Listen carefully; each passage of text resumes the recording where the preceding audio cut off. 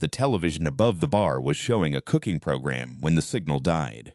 Marta noticed it first because she was the one who always noticed things. The draft under the door before it opened, the smell of rain before the clouds arrived, the silence that settled over Cafe Meridian like a second tablecloth at 17 minutes past 2 on a Tuesday in October. She was wiping the espresso machine when the screen went gray. Then it flickered back to life, but whatever it showed wasn't the cooking program anymore. She set down the cloth. Around her, the cafe carried on its slow afternoon rhythm. Old Vanek sat in his corner with a newspaper folded into quarters, reading the same page he'd been reading for an hour because he wasn't really reading it. Two young office workers shared a table by the window, a spreadsheet open between their coffees, neither of them looking at it. The philosophy student, Marta didn't know his name, had never asked, occupied the round table near the radiator with a single glass of water he'd been nursing since noon. In the back booth, half hidden by the angle of the wall, a woman in a fur-collared coat sat very still and watched everyone the way people watch things they don't expect to keep. The man at the bar was named Horak. He was a civil engineer who had been coming to Cafe Meridian for 11 years, always at this hour, always ordering the same filter coffee with 2 sugars. He was, by his own admission, a man of reliable routine. He was watching the television too now. The broadcast was in no language anyone in the room recognized, not garbled, not distorted. Precise and measured, delivered in a voice that seemed to have been carefully assembled from the frequencies of human speech, without ever having heard a human speak. Underneath the voice, images, aerial photographs of cities that might have been any cities except that the geometry was wrong, the shadows falling at angles that suggested a different sun or no sun at all. Then a ticker along the bottom, text in every script simultaneously, and in every language the same message in the same order, rolling and rolling. Old Vanek lowered his newspaper. The office workers looked up from the spreadsheet. The woman in the fur-collared coat did not move, which itself was a kind of movement. Marta read the ticker 3 times before she believed it. She went to the door and opened it. The street outside was empty, not quiet, empty. The tram line 2 blocks over had gone silent. No horns, no dogs, no pigeons. The usual afternoon sounds of the city had been switched off the way you switch off a radio, completely, leaving a negative shape where the noise had been. She stepped back inside and locked the door. "I don't think we should," she started. "Nobody's leaving," said Horak, not unkindly. He wasn't the kind of man who raised his voice. He'd spent 20 years in structural engineering, which teaches you that panic is load-bearing in the wrong direction. "Sit down, Marta. Let's think." The television kept rolling its message. Planetary occupation, it said, in Czech, in German, in English, in Mandarin, in Arabic. "Do not be alarmed. Transit has been suspended for your protection. Remain in your current location. Representatives will make contact." This is a courtesy. The word courtesy was what did it for the philosophy student. He laughed, a short involuntary sound, and then pressed his fingers to his lips as though embarrassed by it. "A courtesy," he said. "They've occupied an entire planet, and they're calling it a courtesy." "Maybe it is," said the woman in the fur-collared coat. Everyone looked at her. Her name, she said, offering it the way you offer a hand across a difficult desk, was Irina. She was 61 years old. She had lived through 2 occupations already, she said, and both times the first announcement had used exactly that kind of language. Measured, reasonable, designed to suggest that resistance would be a kind of bad manners. "And," said Horak, "and both times most people didn't resist." She smoothed the front of her coat. "That's all I'm saying." Outside the windows, the city was absolutely still. The light was wrong, too, even. The shadows flattened as though someone had dialed down the angle of the sun. It wasn't threatening. That was the strangest part.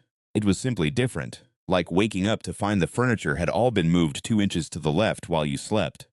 Nothing broken, nothing missing, just not right. Vanek put his newspaper on the table, face down. He was 78 years old, and he had survived things that would have simplified a lesser man. And in his experience, when the world went quiet like this, it was never because good things were coming, but it was also never because the worst things were coming. It was because something new was coming, which was a separate category entirely. He ordered another coffee. Marta made it. This was, she realized, the most important thing she had ever done. Not because it was meaningful, because it was human. You are in the strangest moment in the history of your species, and you make the coffee anyway, because someone asked for it, because your hands know how, because the ritual of it is itself a kind of argument. She made it carefully, with the right temperature and the right pressure, and she set it in front of him with the handle facing the correct direction. He nodded at her. She nodded back. The television was now showing something different, what appeared to be a press conference, or what had been designed to resemble one, at a location that might have been an airfield, or might have been the surface of something else entirely. The spokesperson was not human. This was stated plainly and without apparent concern for how plainly it was stated. The spokesperson was tall and pale in the way that suggested not skin but surface, and its face, if face was the right word for the arrangement, moved in patterns that didn't correspond to the sounds it made. It had been using translation technology, the ticker explained. The translation was approximate. It apologized for any imprecision. The philosophy student, his name was Tomasz, he finally said it, as though the moment had made formality irrelevant, had been thinking out loud for the past several minutes in a way that was either philosophy or anxiety, and the distinction was shrinking. The question is what they want, he said. Not rhetorically, I mean specifically, because the broadcast says occupation, but the word occupation can mean a dozen different things. An occupation for the purpose of extraction is different from an occupation for the purpose of administration, which is different from an occupation for the purpose of replacement, said Irina. The word fell on the table like a key.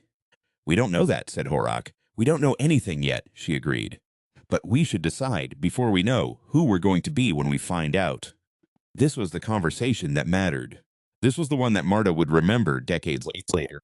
If there were decades, the 6 of them, in a locked cafe in the flattened light of an occupied afternoon, arguing not about what the aliens wanted, but about what human beings owed each other and themselves when faced with something they couldn't fight or flee.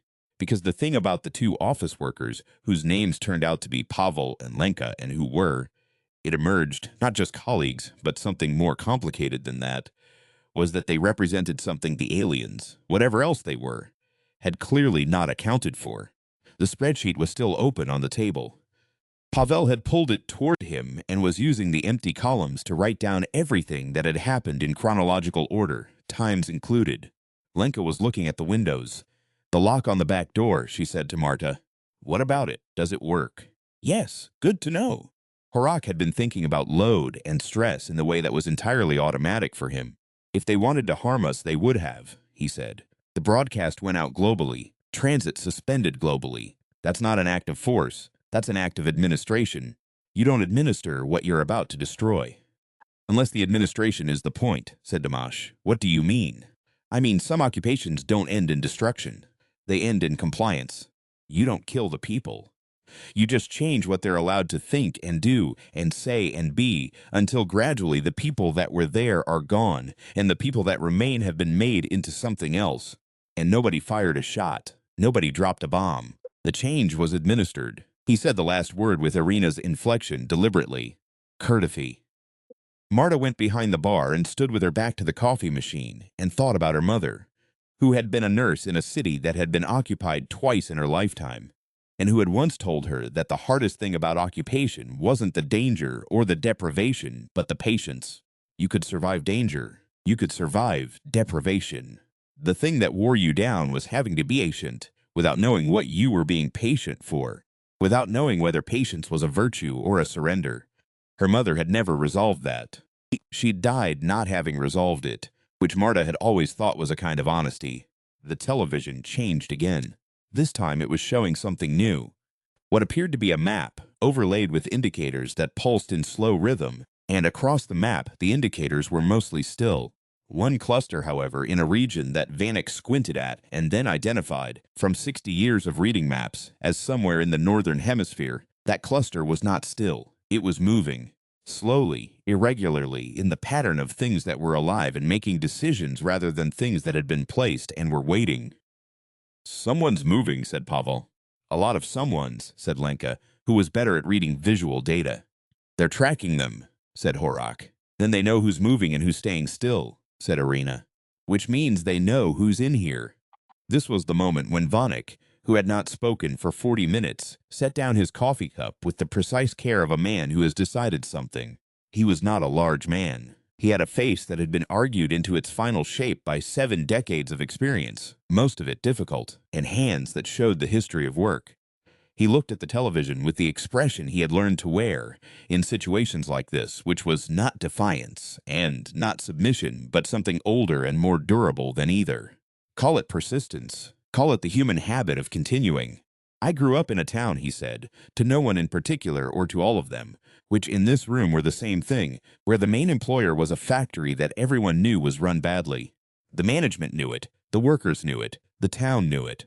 But the factory kept running because everyone in it showed up every day and did the work. Not because they were ordered to. Because the work was there and they knew how to do it, and because if they stopped, the town would stop. He paused. The management changed 4 times in 20 years. The workers were there all 4 times. The factory is still there. Nobody said anything for a moment. That's a very long way of saying we stay, said Tomasz. I'm 78, said Von Eck. I get to take the long way. Lenka was at the window now, not visible from outside because she was standing at the angle that Marta had long ago identified as the one that gave a view of the street without offering a target. She had worked out that angle herself, which Marta found interesting. There's something out there, Lenka said, not alarmed, precise. The voice of someone reporting data. They all moved with the collective unhurried deliberateness of people who have been sitting with fear long enough that it has become familiarity, to positions from which they could see without being easily seen. Horak stayed at the bar because the bar was structural and load-bearing. Irena didn't move at all because stillness was her competence. Marta moved to the window beside Lenka. In the street outside, in the wrong light, there was something that was not a vehicle and not a person and not a piece of architecture, and it was not moving. It was positioned at what an engineer would have recognized as the geometric center of the intersection, equidistant from all 4 corners, and it was simply there, the way important things are simply there, without arrival or announcement. Is it looking at us? Said Pavel. It doesn't have eyes, said Lenka. That doesn't answer the question. What it did, or what it appeared to do, was orient. Slowly, over a period of perhaps 2 minutes, its upper section shifted by a few degrees, and then a few more, until it was facing the cafe directly, not aggressively, with the careful attention of something that had been waiting for the correct moment, and had now determined that the moment was this one. The television behind them changed for the last time. The voice that came from it now was different. Not the broadcast voice, not the measured, alien, approximate translation. Something else. Something that had been listening, which was obvious in retrospect, and should have been obvious from the start. Of course, they had been listening. You don't occupy a planet without first understanding what it sounds like, what it argues about, what it orders when it's frightened, who it is when it's locked in a room with itself, and the lights are all wrong. The voice said. We have observed a number of human gathering points during the transition period. Most have dispersed or become passive. This location has remained active. Active, said Horak. Not loudly, just to fix the word. The voice continued. We have not yet determined the function of this continued activity. Our models do not include persistence without strategic purpose. We are requesting clarification. In the silence that followed, Marta was aware of several things simultaneously. She was aware of Pavel still writing in the margins of the spreadsheet, still making his careful chronological record of what had happened and when. She was aware of Lenka at the window, posture unchanged, reporting back with her eyes. She was aware of Van Eck's empty coffee cup set at the precise angle of a finished thing. She was aware of the back door lock that worked. She was aware of Tomasz, who was doing the thing philosophers do when they're not being cowardly, which is thinking harder than it's comfortable to think, working toward a sentence that would be worth saying. She was aware of Irina, who had lived through 2 occupations and had come, by whatever route, to the same cafe on the same afternoon, and who was looking at the television with the expression you wear when you recognize something. They're asking us why we're still here, said Tomasz finally. Yes, said Marta.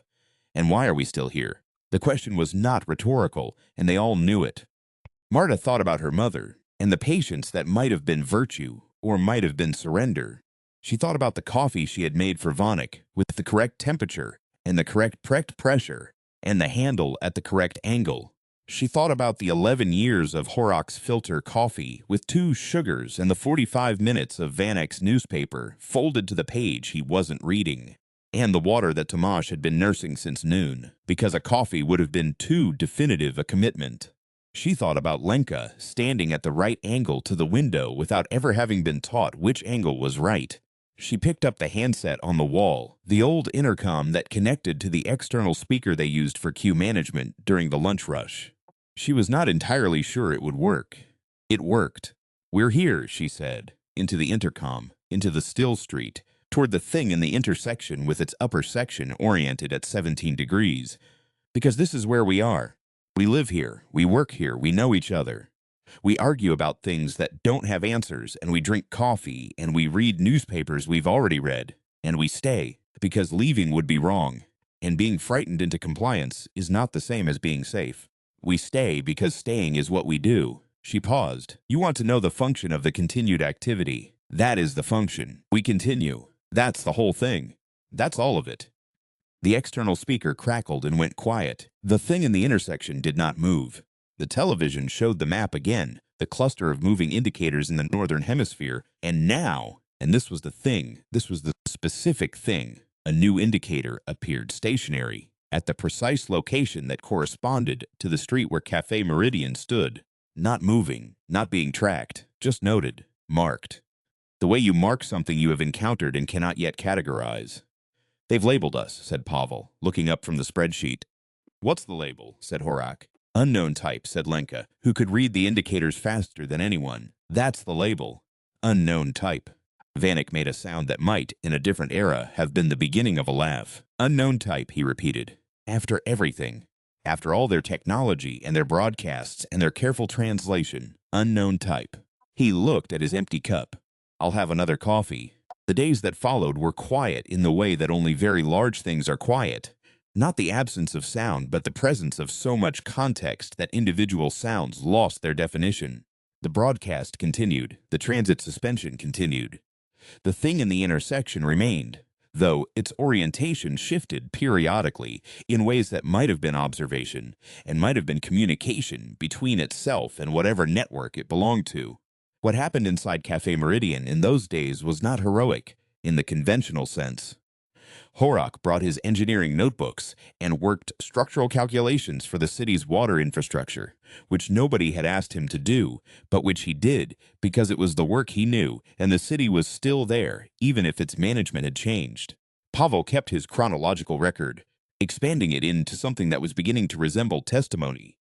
A careful accounting of observable facts, time-stamped, cross-referenced, without interpretation, because he had been trained as an auditor, and auditors knew that the neutral record was itself a form of resistance. Lenka repaired the lock on the back door, properly this time, with the right tools, because knowing it worked had made her want it to work better. Irena taught Tomasz a card game she had learned in the first occupation, played with a deck that was missing 3 cards, which meant every game required improvisation. Vanek read his newspaper, the same page, folded to quarters. Marta made coffee. She made it well. She made it for everyone, including herself, including the moment near the end of the 3rd day when the television broadcast shifted its register and a new message came through. No longer measured and approximate, but something that was trying, imperfectly and with evident difficulty, to replicate the cadence of a question rather than a statement. The question was, what is the purpose of this ritual? It meant the coffee. They had been watching long enough and carefully enough to identify the ritual and to recognize it as significant, and to not understand why, which was itself significant. Marta thought about how to answer and then didn't answer, because some questions are better left standing. Because if they couldn't understand yet, that was not a problem to be solved, but a distance to be crossed. And distances take time, and patience is a virtue when you know you're being patient towards something specific, even if that specific thing is just the continuation of being yourself in a world that has been rearranged. "Tell them it's warmth," said Tomasz. "Tell them it's a ceremony," said Irena. "Tell them it's 11 years, said Horak. Marta said nothing. She made the coffee. She set it on the bar with the handle facing the correct direction. She waited. The thing in the intersection observed the windows for a long moment. Then, slowly, with the deliberateness of a motion that had been considered from several angles, it lowered its upper section by a few degrees. Not a bow, not a salute. Something that had no name in either of their vocabularies, which was perhaps the closest thing to a genuine communication they had yet achieved. Pavel wrote it down. The time, the angle, the duration. Unknown type, he wrote at the top of the page and underlined it. There are things that empires, planetary or otherwise, cannot administer away. They have tried, in various configurations, across various scales of cruelty and patience, across centuries and light years, and the full bureaucratic imagination of species that have conquered more than they have built. They have suspended transit, and controlled information, and flattened the shadows, and called the whole enterprise a courtesy. They have mapped the moving things, and tracked the still ones, and labeled what they couldn't categorize.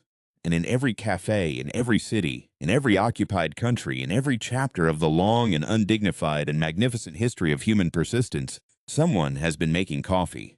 The function of the continued activity is this: we are here. We know how to be here. We have been being here for a very long time, through everything, and we have gotten extremely good at it. We continue. We record. We repair the locks. We play cards with the missing pieces and improvise. We make the ritual. That means warmth. That means 11 years. That means I have been coming here since before the world changed, and I will come here after. That means my hands know something yours do not. That is the only argument we have ever needed. It was Vanek who finally said it plainly on the fourth morning, when the broadcast had softened into something that was almost not negotiation, not yet, but the space before negotiation. The orientation of two things toward each other that have realized they will have to find a shared language. He said it quietly to his coffee cup because that was enough. We are not the end of any epoch, he said. We are the beginning of the next one. Marta set down the cloth. She had been wiping the espresso machine. Outside, in the intersection, the indicator that the map had labeled unknown type continued to hold its position, not leaving, not advancing, waiting, in the way that things wait when they have encountered something they cannot process through their existing categories and must therefore simply remain with, observing, until the category comes. The category was coming. It would take time. It would require patience of the kind that might be virtue or might be something else entirely. And you would not know which until it was over, and by then you would have become something you could not have predicted, shaped by the long, specific labor of being yourself, when everything pressed you to be something else. The coffee was good. Marta had made sure of it. She had made sure of it every time, which amounted, over the 4 days of the occupation's first and strangest chapter, to something like 40 cups, served at the right temperature, with the handles facing the correct direction, to people she had learned to know through the particular intimacy of being locked in a room with the end of a world and finding out, slowly and without ceremony, that the world was not quite ending. The thing in the intersection lowered its upper section by 6 degrees. Pavel wrote it down. Horak finished his calculations for the water infrastructure and folded them into his notebook. Lenka tested the lock one more time. Rena shuffled the incomplete deck and dealt a hand to Tomasz, who had stopped trying to find the philosophy in the situation and had started simply living in it, which was, Marta thought, the better philosophy anyway. Outside, the light was still wrong. The shadows were still flat. But the coffee was right, and that, in the long run, was the kind of thing that mattered.